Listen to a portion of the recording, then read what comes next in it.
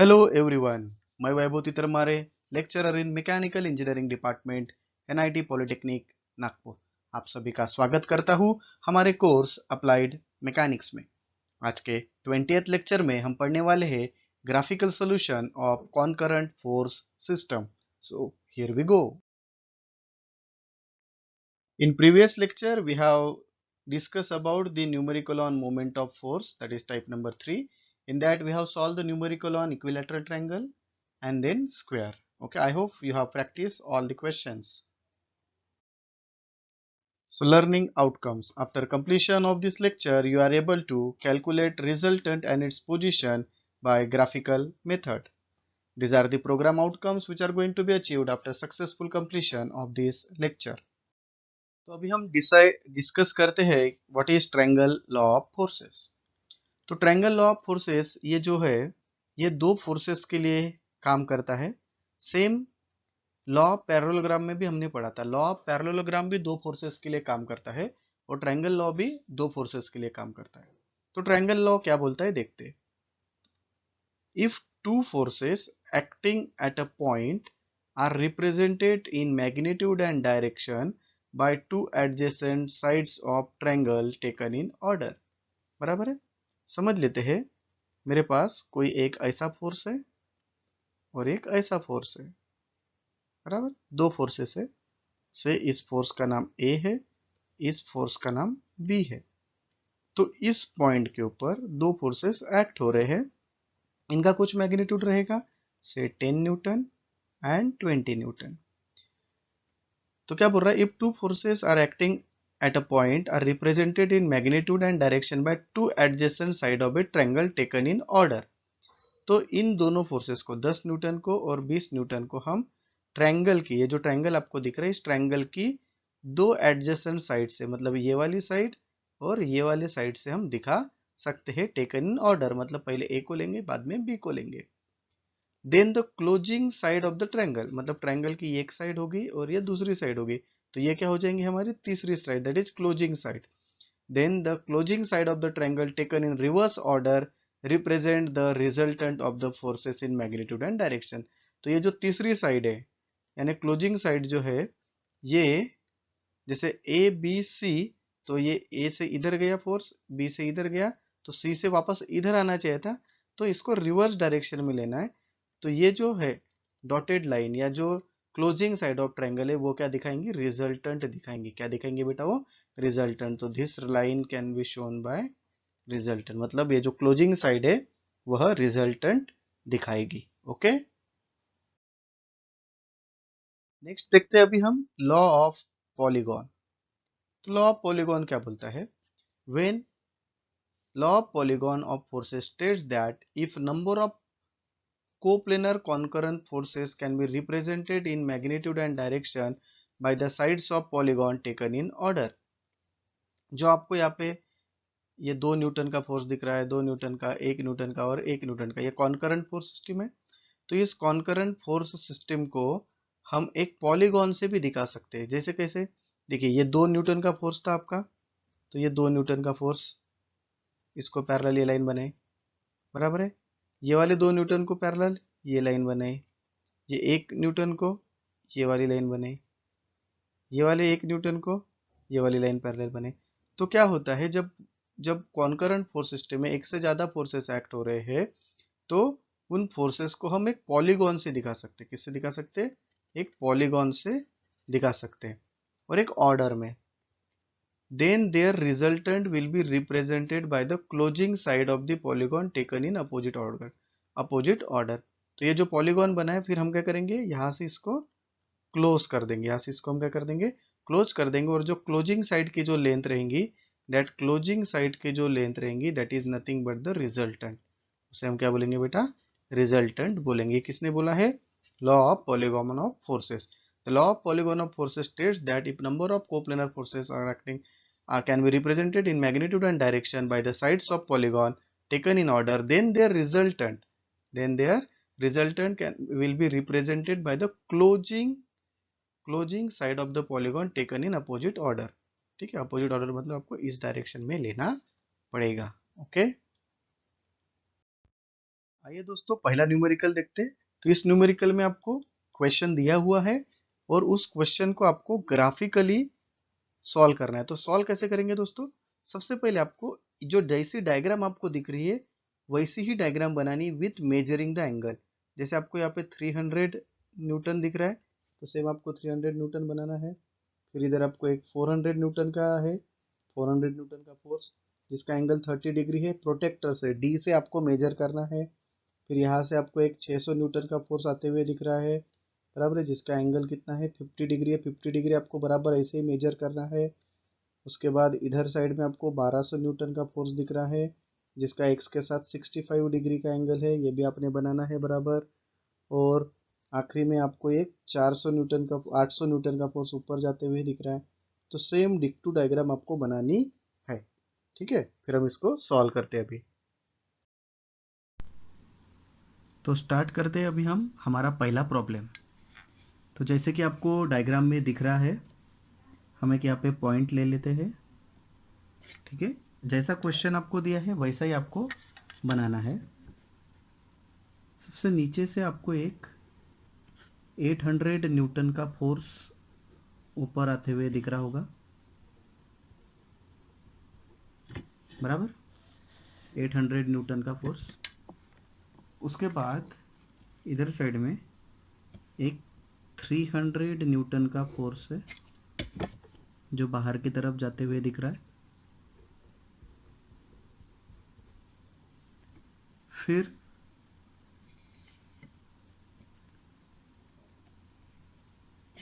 फिर आपको x axis के साथ 50 डिग्री का एंगल लेते हुए और एक फोर्स सेकंड क्वाड्रेंट से फोर्थ क्वाड्रेंट, तो आपको क्या करना है 50 डिग्री एक्स के साथ है तो 10 20 30 40 50 डिग्री का एक एंगल मार्क करना है। और यहाँ से एक 600 न्यूटन का जो फोर्स है वह आते हुए आपको दिख रहा है। ठीक है, 600 न्यूटन का फोर्स जिसका एंगल है कितना 50 डिग्री 50 डिग्री। फिर फर्स्ट क्वाड्रेंट में आपको 400 न्यूटन का फोर्स दिख रहा है जिसका एंगल है 30 डिग्री एक्स के साथ, तो ये 10 20 और 30। ओके, 30 डिग्री आपको और एक फोर्स बनाना है।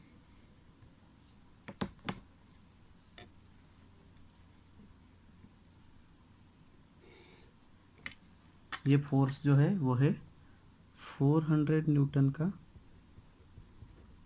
जिसका एंगल है 30 डिग्री। ये सब डायग्राम में दिया हुआ है आपको, इज द गिवन डायग्राम, आपको बस एंगल के साथ इसको बनाना है। और एक आपको 1200 न्यूटन का फोर्स दिख रहा है, 1200 न्यूटन का फोर्स आपको थर्ड क्वाड्रेंट में दिख रहा है जिसका एक्स के साथ जो एंगल है वह 65 डिग्री है। एक्स के साथ कितना है 65, ये एक्स इधर है। ठीक है, एक्स के साथ 10 20 30 40 50 60 और 65, देखिए 65 डिग्री। ठीक है, तो यहाँ पे और एक फोर्स है जो थर्ड क्वाड्रेंट में है, बाहर की तरफ जाते हुए दिख रहा है और जिसकी वैल्यू है कितनी, वैल्यू उसकी मैग्नीट्यूड है 1200 न्यूटन और उसका एंगल दिया हुआ है एक्स के साथ 65 डिग्री। तो जो क्वेश्चन हमें गिवन था हमने जैसा का वैसा उसको बना लिया। ठीक है, इसके बाद प्रॉब्लम शुरू होता है। तो सबसे पहले जब भी हम प्रॉब्लम की शुरुआत करते हैं ग्राफिकल मेथड में, हमको इसका बोज नोटेशन करना पड़ेगा। क्या करना पड़ेगा, बोज नोटेशन। हमने पढ़ा है बोज नोटेशन मतलब क्या, बोज नोटेशन मतलब फोर्स के आजू बाजू में ABCD लिखना और उस ABCD को राउंड करना।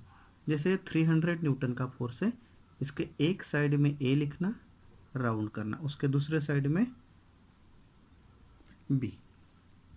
ओके, फिर ये 400 के आजू में B हो गया तो इसके बाजू में लिख लेना C।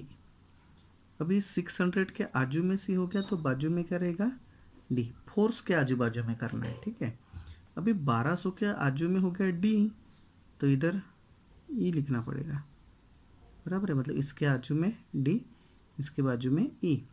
अभी 800, 800 के आजू में भी हो गया और बाजू में भी हो गया इतना, ठीक है। तो आपको क्या करना है, ए बी सी डी लिख लेना है। ये जब ए बी सी डी लिखने के बाद ये जो डायग्राम बनती है, इस डायग्राम को हम स्पेस डायग्राम बोलते हैं। कौन सा डायग्राम बोलते हैं बेटा? Space diagram. Okay, this diagram is called as space diagram. एक स्पेस में हमने जो गिवन डायग्राम थी वो बनाई।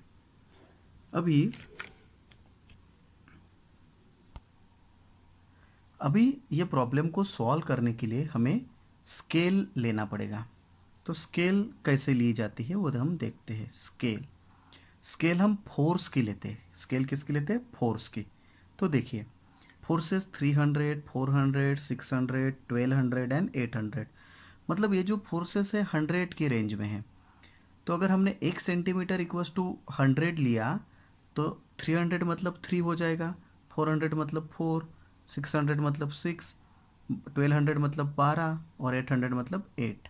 तो हमें क्या करना पड़ेगा, इधर 12 सेंटीमीटर की बहुत बड़ी लाइन बनानी पड़ेगी। तो ये अवॉइड करने के लिए हम क्या कर लेते हैं, हम scale 1 centimetre equals to 200 newton लेते हैं।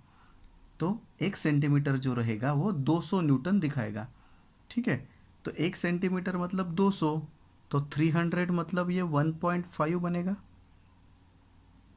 1 मतलब 200, तो 400 मतलब 2, 600 मतलब 3, 1200 मतलब 6 और 800 मतलब 4।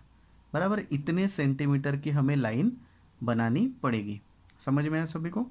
ओके, हमने क्या किया, कुछ भी नहीं किया, इस फोर्स को इस स्केल से डिवाइड किया और हमें ये मिला। 300 divided by 200 is 1.5, 400 divided by 200 is 2। अभी हमें इसका वेक्टर डायग्राम बनाना है। तो वेक्टर डायग्राम कैसे बनाते हैं वो हम देखते हैं। सबसे पहले हमें स्टार्टिंग पॉइंट लेना पड़ेगा।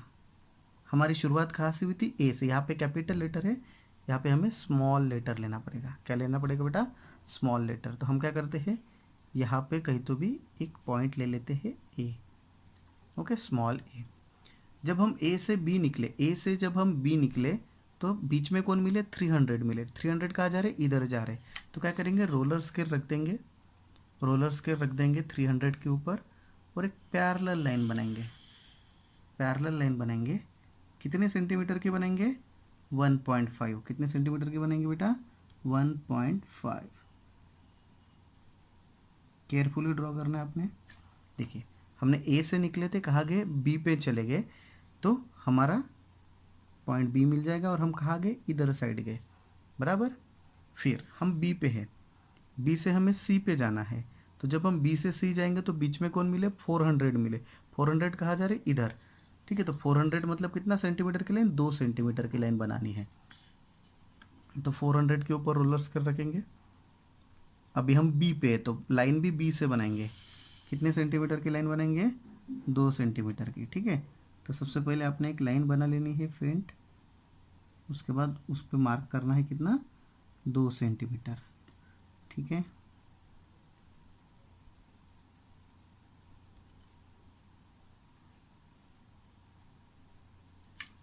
तो बी से हम कहाँ पे पहुँचे? अभी सी पे पहुँचे। बराबर है, बी से हम कहाँ पे पहुँचे?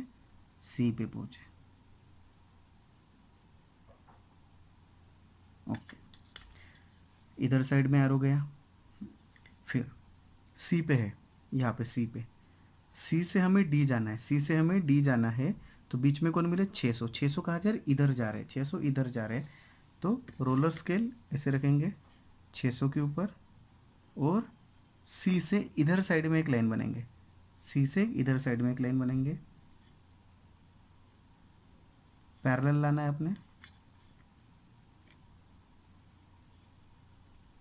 कितने की बनाएंगे? 3 सेंटीमीटर के। तो पहले एक फेंट लाइन बना लीजिएगा, फिर 3 सेंटीमीटर की लाइन बनाइए।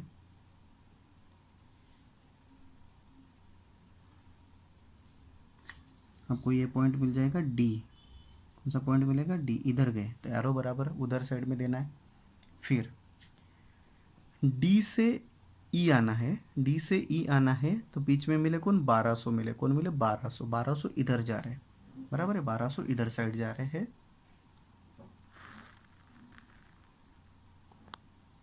ओके, तो रोलर स्केल इसके ऊपर रखेंगे 1200 के ऊपर। हमें लाइन अभी डी से बनानी है। 1200 मतलब कितना, 6 सेंटीमीटर। तो सबसे पहले एक फेंट लाइन बना दीजिए। सबसे पहले एक फेंट लाइन बना देना, ठीक है। एक फेंट लाइन बना दीजिए सबसे पहले। उसके बाद वहाँ पे 6 सेंटीमीटर मार्क करिए।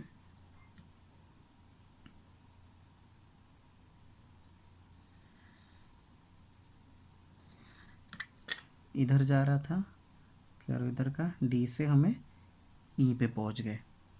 ओके, डी से हम कहाँ पहुँचे बेटा, हम डी से ई तक पहुँच गए। ओके, अभी ई से वापस अपने घर आना है ए की तरफ। ई से आपको कहाँ पे आना है, ए की तरफ आना है। तो बीच में कौन मिले, 800। 800 कहाँ जा रहे, ऊपर की तरफ, है ना। देखिए हमें ई से वापस ए पे आना है। ई से वापस ए पे आना है तो बीच में कौन मिले, 800। 800 कहाँ जा रहे, ऊपर। तो ई से वापस जाना है तो रोलर स्केल ऐसे रखेंगे। रख दिया रोलर स्केल। ई से लाइन बनानी है, एलिफेंट लाइन बना दीजिएगा। हाँ, कितने की, 800 न्यूटन है। 800 न्यूटन मतलब कितना, 4 सेंटीमीटर गिन लीजिए।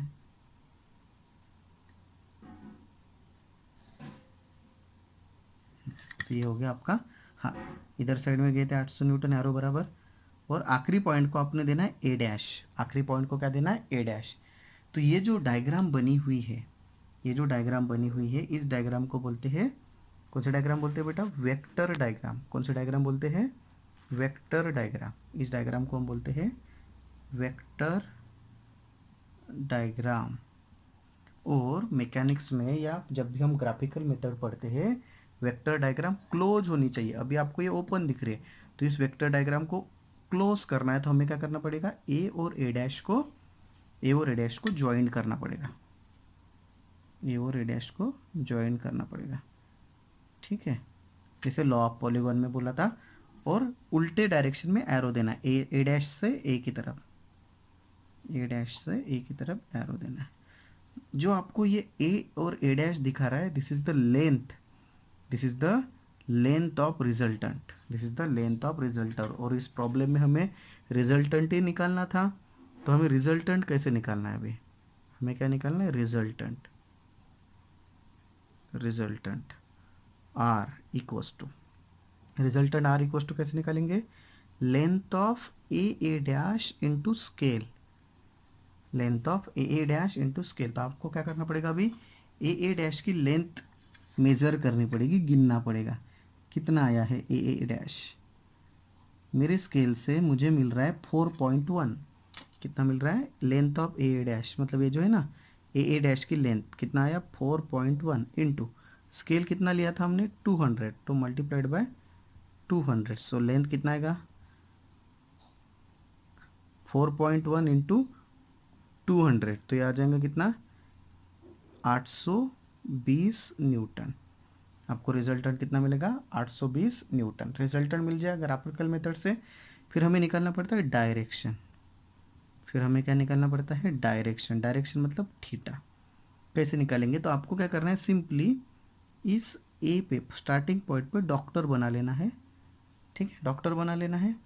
और आपको ये एंगल एक्स के साथ ही मेजर करते, तो ये एंगल हमें मेजर करना है, थीटा कितना रहेगा, this angle we have to measure. कितना दिख रहा है आपको बताइए, 47 डिग्री के आसपास दिख रहा है। सो थीटा आपको 47 डिग्री मिल रहा है by measurement, 47 degree by measurement. दोस्तों ये ग्राफिकल मेथड है। ग्राफिकल मेथड में स्केल अलग है, सबका पेंसिल अलग है, सब कुछ अलग है। इसलिए प्रॉब्लम में जो आंसर्स आते हैं उसमें वेरिएशन आते हैं, ठीक है, तो वो आपने एडजस्ट करना है। So this is our complete problem. ये आपका एक्सपेरिमेंट नंबर 9 भी है। ये भी आपका क्या है बेटा, एक्सपेरिमेंट नंबर 9 भी है। इस क्वेश्चन में सबसे पहले हमने स्पेस डायग्राम जो क्वेश्चन दिया था वो बनाया, पैरेलल लाइन ड्रॉ करके हमने ये वेक्टर डायग्राम बनाया, और बाद में फिर हमने रिजल्टेंट और डायरेक्शन निकाला। आई होप आप सभी को ये क्वेश्चन समझ में आया होगा। Law of forces and law of polygon. These are the program outcome which are achieved by this lecture. This is the most likely question asked in MSBT. ये क्वेश्चन को आपको घर पे ट्राई करना है और इसका सॉल्यूशन मुझे भेजना है। Okay, so thank you very much guys. In next lecture we have learn about the calculate the resultant by graphical method of non concurrent force system. तब तक के लिए हंसते रहिए, मुस्कुराते रहिए और मैकेनिक्स की प्रैक्टिस करते रहिए। Thank you.